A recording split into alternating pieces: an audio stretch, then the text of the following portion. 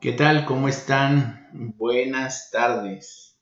Ya tenía rato que no nos conectábamos, pero hoy decidí hacerlo porque tengo una actualización que platicarles acerca de la fluidoterapia en pediatría. Antes que nada, pues les quiero agradecer la paciencia. Esta fue una plática que publicamos, o mejor dicho, que comentamos en el primer congreso del Colegio de Pediatría en San Cristóbal de las Casas. Fue una plática en donde estuvimos hablando acerca de los líquidos y electrolitos y de cómo llevar a cabo una adecuada administración de líquidos para evitar sobre todo un riesgo que es bien reconocido por la administración de soluciones hipotónicas, que es la hiponatremia. Pero bueno, vamos a empezar la plática. Me gustaría saber si qué tantas personas están conectadas, si me pudieran regalar un mensajito en el chat y si están escuchando bien, una manita hacia arriba o alguna notita que me haga saber que están presenciando en vivo el video. Bueno, vamos a platicar acerca de líquidos endovenosos. Se le conoce como líquido endovenoso a todos los líquidos que se administran por vía parenteral y que tienen una función específica. Desgraciadamente mucha gente piensa que estos no son medicamentos, pero sí lo son porque tienen funciones farmacológicas, pueden llevar a cabo efectos adversos y obviamente también tienen efectos terapéuticos. Por lo tanto, debemos de considerar de que se trata de un fármaco, de un medicamento y por ende nosotros debemos de tener cuidado en la administración de los mismos. Entonces, vamos a platicar acerca de cuáles serían los objetivos de la fluidoterapia. Básicamente es preservar el volumen y la composición de electrolitos de los fluidos corporales. Pero nosotros podemos dividir la fluidoterapia en dos puntos muy importantes. Uno sería propiamente la reanimación hídrica, que es decir, cuando nosotros tenemos un paciente muy grave, necesitamos mejorar su estado cardiovascular administrando bolos de líquido isotónico y la terapia de mantenimiento. Pero no todo se queda ahí, sino ahorita vamos a ver cómo vamos a ir avanzando en la plática, vamos a ver algunos otros detalles. Bueno, acá es un ejemplo algo gracioso, bueno, con la finalidad de generar atención. Este es un pequeñito, le dicen jefe, tiene 12 kilos de peso. Su volumen circulante, si lo calculamos, es 80 mililitros por kilo de peso, será 960 mililitros. Sus requerimientos hídricos para 24 horas son de 110 mililitros si nosotros aplicamos la fórmula de Holliday-Segar, en donde nos señalan que por los primeros 10 kilos de peso son 100 mililitros por cada uno de esos kilos y por los siguientes 10 kilogramos 50 mililitros extras por cada kilogramo y a partir del kilo 21 serían 20 mililitros por kilo extra. Entonces, este bebecín tiene un volumen circulante cuyo sodio a nivel plasmático oscila entre 135 a 145 miliequivalentes por litro. Si nosotros le administramos unos requerimientos hídricos calculados tradicionalmente a 30 miliequivalentes por metro cuadrado de superficie corporal, se estarían administrando 23 miliequivalentes diluidos en 795 mililitros de solución. Si es que nosotros lo hemos calculado a 1500 por metro cuadrado, como hacíamos el cálculo antes, hace muchos años, pues era la forma en que lo calculábamos, ¿no? Menores de 10 kilos de peso de 100 a 150 mililitros por kilo día y mayores de 10 kilos de 1200 a 1500 mililitros. Sin embargo, esta es una solución altamente hipotónica que tiene una concentración de sodio del 0.16%. Entonces, ¿qué sucede si yo mezclo una solución que tiene 140 miliequivalentes de sodio con una que tiene 28 miliequivalentes de sodio por litro? Bueno, pues es obvio que al momento de equilibrar los solutos en el volumen, pues tendremos que disminuir la concentración del sodio en sangre y es por eso que existe el riesgo de hiponatremia. Bueno, si bien existen otros factores alrededor de este fenómeno, como es la de la concentración de la orina, la excreción de electrolitos, el uso de los mismos electrolitos dentro del cuerpo para diferentes funciones, pero bueno, a grosso modo, les quiero comentar que este evento sí se presenta con relativa frecuencia porque tenemos mucho la tendencia a administrar líquidos hipotónicos aún en varias regiones del mundo. Esta es la fórmula clásica para calcular la fluidoterapia a través del método de Holliday-Segard. Es muy importante que todos reconozcamos estas fórmulas porque nos va a permitir calcular de forma ordinaria los líquidos parenterales, y esto nos va a ayudar a que el niño reciba la cantidad adecuada de agua para llevar a cabo sus funciones biológicas. Básicamente la fórmula de Holliday-Segard nos dice que a través del gasto calórico calculamos las calorías que requeriría un paciente de menos de 10 kilos, de hasta 20 kilos o de más de 21, agregando a cada kilo extra cierta cantidad de agua dependiendo de las calorías o del agua que necesite para metabolizar esas calorías. Entonces esta regla, que es muy sencilla: para los primeros 10 kilos de peso se requieren 100 mililitros por kilo día de agua. Para los siguientes 10 kilos hay que agregar 50 mililitros extras por cada kilogramo, y para el kilogramo 21 más sumar 20 mililitros por cada kilo extra. Entonces, los líquidos para un niño de 12 kilogramos que va a pasar a cirugía, que no necesita un requerimiento extra de líquidos, podrían ser 1100 mililitros si tomamos en base el ejemplo de Jefe, ¿no?, que pesa 12 kilos. Si aplicamos una regla de 4-2-1, la cual habló el doctor Miguel Maza en el Foro de Pediatras Iberoamérica, entonces esta regla nos dice que para los primeros 10 kilogramos de peso, la cantidad de agua administrada será 4 mililitros por kilogramo hora. Si le agregamos más kilos después del kilo 10, por cada kilo extra, y hasta los 20 kilogramos, serán 2 mililitros por kilo hora, y después del kilogramo 21 será 1 mililitro kilo hora extra. Entonces, para este ejemplo, que el niño pesa 12 kilogramos, en los primeros 10 kilogramos le tocan 4 mililitros por kilo hora, por 10 kilos igual a 960, tiene 2 kilos extras después del kilo 10, entonces le tocan 2 mililitros por kilo hora, por 2 por 24, serían 96 más, y entonces tendríamos un total para 24 horas de 1056 mililitros.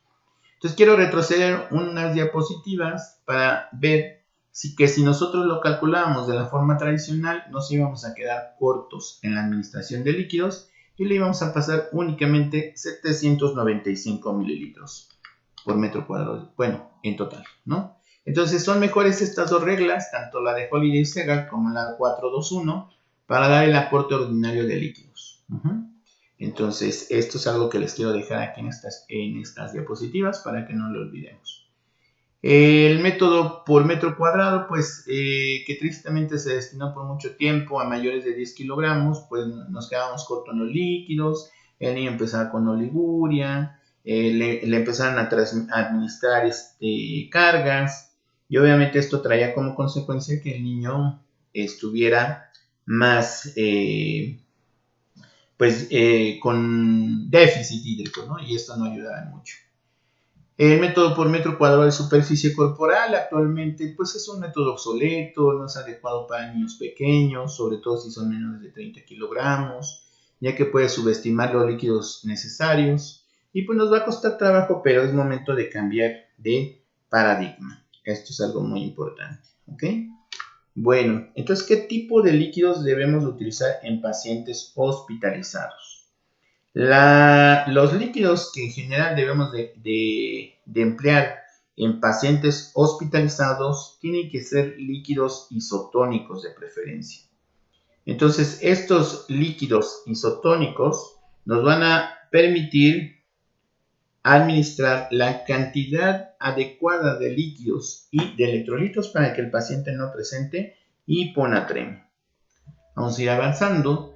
Hay muchas patologías que afectan la liberación de hormona antidiurética, entre ellas aquellas que liberan hormona antidiurética a través de un estímulo no osmótico, aquellas que tienen una respuesta al receptor renal de hormona antidiurética mejorada, aquellas que tienen falta de liberación inadecuada de hormona antidiurética a nivel central, y aquellos que tienen falta de respuesta al receptor renal de la hormona antidiurética.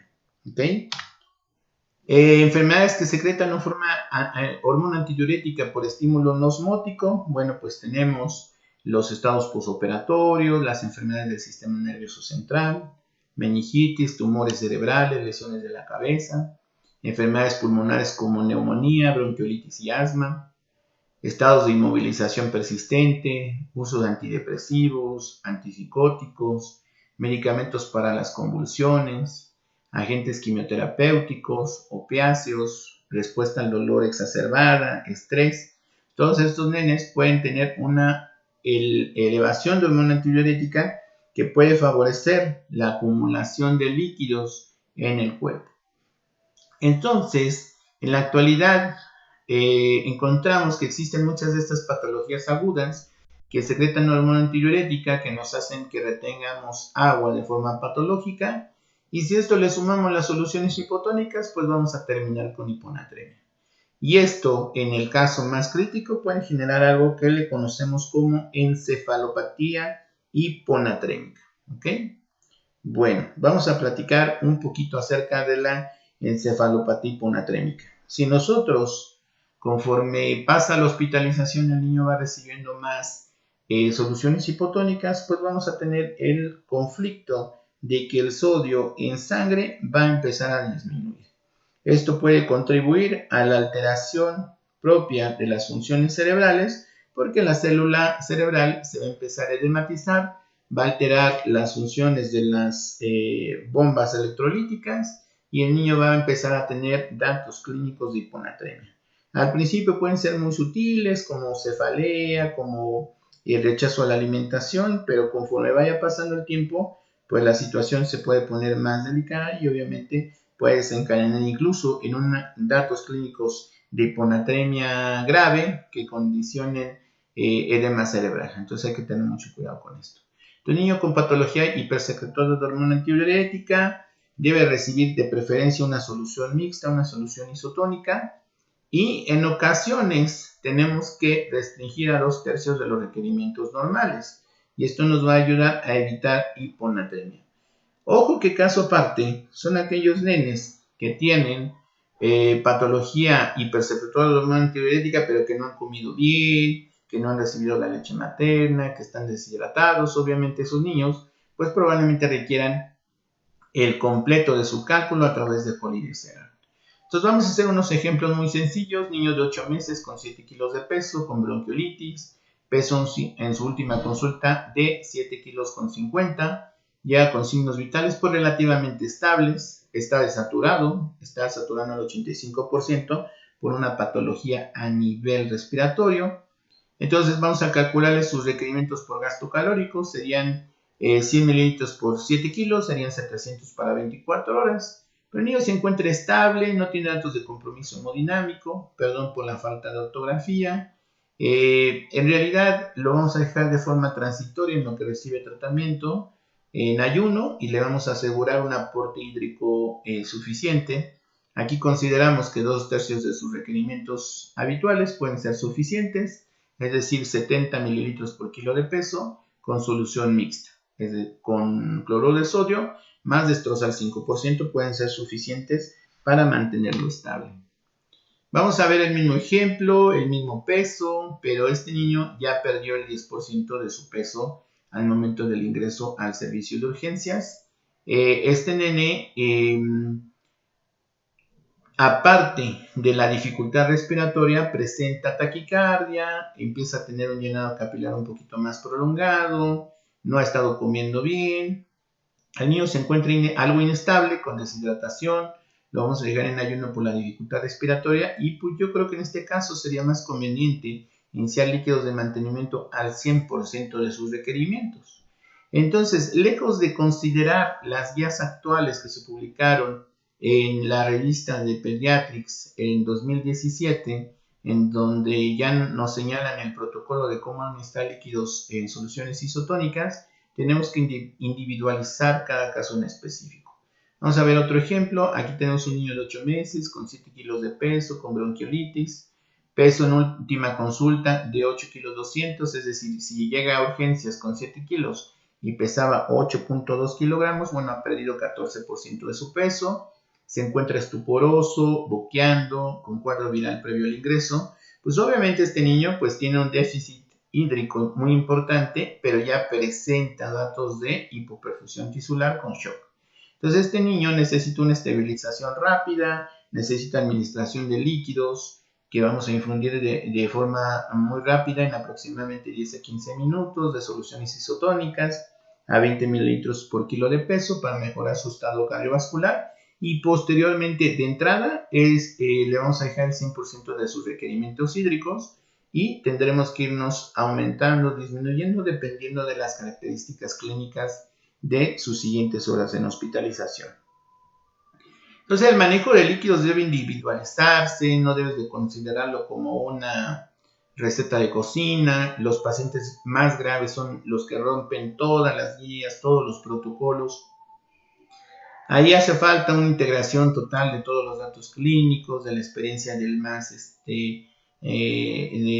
del médico que tenga mayor experiencia, mayor conocimiento. Siempre nos debemos de apoyar. Dentro de nuestro grupo de trabajo siempre hay alguien que sabe algún detalle más y pues debemos de hacer equipo en beneficio de nuestros pacientes. Después de reanimar, debemos de recordar un concepto que ahorita voy a platicar un poquito más de él, que se llama desresucitar. Bueno, los electrolitos para cuestiones prácticas sería conveniente dejar de calcular el aporte de sodio en un niño que no requiere restricción del mismo. El potasio sugerimos, de acuerdo a toda la bibliografía actualizada, que se administre a razón de 20 miliequivalentes por litro de solución calculada en aquellos niños que van a durar más de 24 horas en ayuno. Si es una intervención muy breve, a lo mejor una endoscopía, a lo mejor un estudio de biopsia, y va a durar menos de 24 horas, esos niños frecuentemente no requieren la administración de potasio en las soluciones.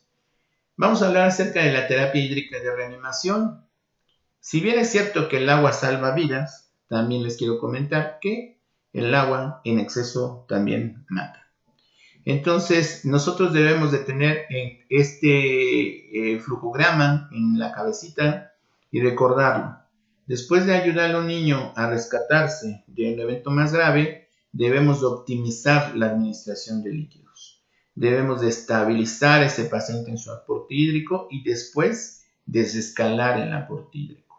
Y esto es muy importante porque mientras más agua le metas al paciente pensando en que le hace falta expandir más su volumen, vas a tener más problemas en la desescalación y entonces el niño, el paciente crítico, va a estar muy edematizado, vas a comprometer su función respiratoria y va a incrementar la morbimortalidad. Entonces es una gráfica que me encanta a mí porque aquí encontramos una representación gráfica del fenómeno de reanimación hídrica en la fase de rescate. Vemos cómo inmediatamente aumenta el volumen sanguíneo. Aquí está la fase de optimización en donde le damos otro poquito o lo disminuimos y lo mantenemos estable, hacia la fase de 3, que es la estabilización, y ya posteriormente a la fase de desescalación. Entonces es muy importante que no olvidemos esta gráfica, al igual que el flujograma anterior, porque nos va a permitir saber que no todo termina en haberle pasado las cargas de urgencias, que el trabajo en equipo es muy importante en hospitalización, en terapia intensiva, y que no debemos dejarle el aporte elevado de líquidos. O sea, tenemos que estarlo cuantificando de acuerdo a las variables hemodinámicas. En la sepsis existe un problema muy grave que es la falla endotelial y esto ocasiona fuga capilar, no es sencillo de tratar, de hecho no existe ningún fármaco en este momento para tratarlo. Lo único que puede salvar la vida del paciente es el tiempo y que su cuerpo responda a las medidas terapéuticas de sus médicos. Esta imagen me encantó, me fascinó. Fíjense que todo el mundo piensa que las células del cuerpo solamente están ahí adheridas y probablemente unidas por algunas proteínas. Pero vean la cantidad de proteínas que unen dos células endoteliales. Y la falla en la producción genética de cada una de estas proteínas puede incrementar la posibilidad de fuga capilar. Entonces, a lo mejor un paciente tiene el endotelio tan permeable que se le fuga prácticamente todo el líquido. Entonces, si recordamos, hay algunos pacientes que hacen edema cerebral muy rápido que cuando les administramos las cargas de líquidos a un paciente con shock séptico, se dematizan rápidamente y otros no. Otros manejan mejor, con mayor efectividad, la administración de líquidos endovasculares y se mantienen más estables por más tiempo. Y todo está aquí, todo se define aquí en la formación de las uniones endoteliales y la permeabilidad. Varias de estas proteínas, de estos complejos proteicos, son afectados por los mediadores proinflamatorios de la sepsis. Entonces aquí es una imagen más de cómo estas uniones nos mantienen unidos las células endoteliales, ¿ok? Y hay diferentes factores que pueden afectar la unión de estas. Por ejemplo, aquí miren, aquí en el complejo beta-catenina, las sinasas, los factores de crecimiento, las fosfatasas pueden alterar el complejo beta-catenina y entonces favorecer la permeabilidad endotelial. Entonces, en un cuadro de fuga capilar severo, vamos a tener hipotensión, shock, falla renal, edema pleural, edema pulmonar, y el tratamiento, aparte de la administración de líquidos, pues obviamente este tipo de pacientes normalmente no responden bien, hay que utilizar grandes cantidades de vasopresores, incluso considerar albúmina de primer inicio en el manejo del shock, y pues son pacientes que tienen un shock refractario. Esto ya no lo considero lo de aquí acá abajo, esto ya se dejó de utilizar hace mucho tiempo, que son los almidones. Y cuando nosotros tenemos un paciente que sí no tiene tanta fuga capilar, pues el paciente normalmente va a responder adecuadamente a nuestras manojas de restitución, pero además, una vez que ya lo hayamos estabilizado, pues tenemos que proceder a la desresucitación. Pues de forma práctica, pues usamos diuréticos en las terapias intensivas cuando tenemos hemodiafiltración, usamos algún tipo de hemodiafiltración que nos favorezca la eliminación de líquido extra. En los líquidos de reanimación hídrica, los objetivos son incrementar el volumen sistólico, incrementar el gasto cardíaco, mejorar el flujo sanguíneo a los tejidos. Esos son los objetivos de reanimación hídrica. Y los líquidos de reanimación hídrica que administramos son, en base a la guía NICE 2015 y a la última bibliografía, pues líquidos isotónicos con sodio entre 130 a 154 miliequivalentes por litro, libres de glucosa como Harman, rigel-lactato, solución salina fisiológica, y los infundimos a razón de 10 a 20 mililitros por kilo en 10 a 15 minutos. El corazón de un neonatito de 3 kilogramos bombea entre 3 a 6 mililitros de volumen sanguíneo por latido cardíaco. Entonces hay que tener mucho cuidado. Los neonatitos no les ponemos vuelos tan altos. Manejamos 5 o 10 mililitros por kilo y lo hacemos más lentamente y vigilando los datos de sobrecarga hídrica. Hay que tener cuidado porque algunas personas incluso cometen el error de pasarle bolos a 20 por kilo. Y si pesa 3 kilos, ya le estás metiendo 60 de golpe y lo puedes conducir hacia una falla cardíaca. Entonces usamos volúmenes pequeños y la velocidad de administración más lenta. Los capilares dilatados, los esfínteres precapilares abiertos, pues van a generar una redistribución del flujo sanguíneo y la necesidad de mayor volumen. La disminución del flujo sanguíneo a los tejidos desencadena una respuesta de glucocorticoides, los cuales producen una respuesta simpática que se genera a través de la secreción de componentes de la glándula suprarrenal y nos van a ayudar a mantener la presión arterial y distribución del flujo sanguíneo. También la respuesta adrenérgica incrementa el gasto cardíaco y mejora la perfusión de los tejidos. Entonces, ¿cómo saber si el niño está respondiendo a la administración de líquidos endovenosos? Antes decíamos que hasta la hepatomegalia, los estertores, pero esto es un grave error. Si tú estás esperando eso, pues no.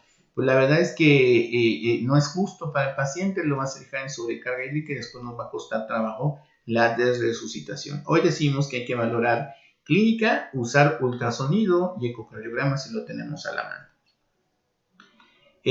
¿Cómo valoro la respuesta a líquidos sin monitoreo? Bueno, pues utilizo la frecuencia cardíaca, la presión arterial, el llenado capilar, la uresis, el estado ácido-base, el lactato y el estado neurológico.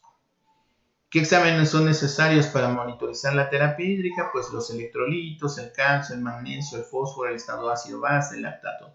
En la actualidad, aparte de nuestra clínica, deberemos vigilar estrictamente todos los parámetros bioquímicos que nos permitan saber si nuestro paciente está correctamente hidratado o no lo está. Les agradezco mucho su atención. Estoy preparando la clase de monitoreo en reanimación hídrica para complementar esta plática y les deseo un excelente día. Si tienen algún comentario, alguna duda o algún requerimiento bibliográfico, pues déjenmelo en la publicación de este video y lo estaré comentando a la brevedad. Cuídense mucho y gracias.